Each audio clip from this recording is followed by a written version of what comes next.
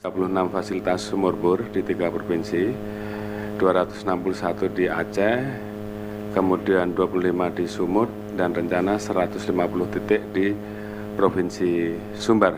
Saat ini proses sedang berjalan, belum semuanya selesai, namun progres terus kita laksanakan.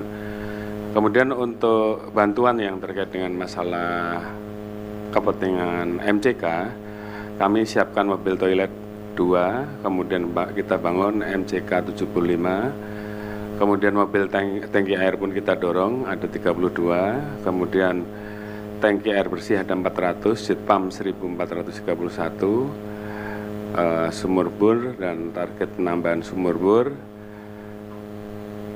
ada 564 yang akan kita bangun, dan tower dan toren juga saat ini sedang kita dorong untuk kebutuhan hal tersebut. Kemudian kami juga membuka pelayanan servis dan cuci motor gratis untuk kendaraan-kendaraan yang mungkin kemarin sempat rusak, untuk bisa digunakan paling tidak untuk bisa membantu operasional kegiatan masyarakat untuk segera bisa pulih.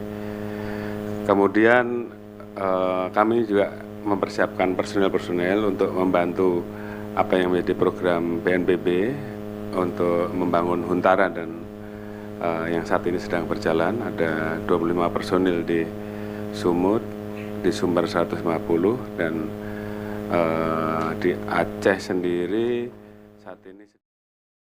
Download Tribun X sekarang, menghadirkan lokal menjadi Indonesia.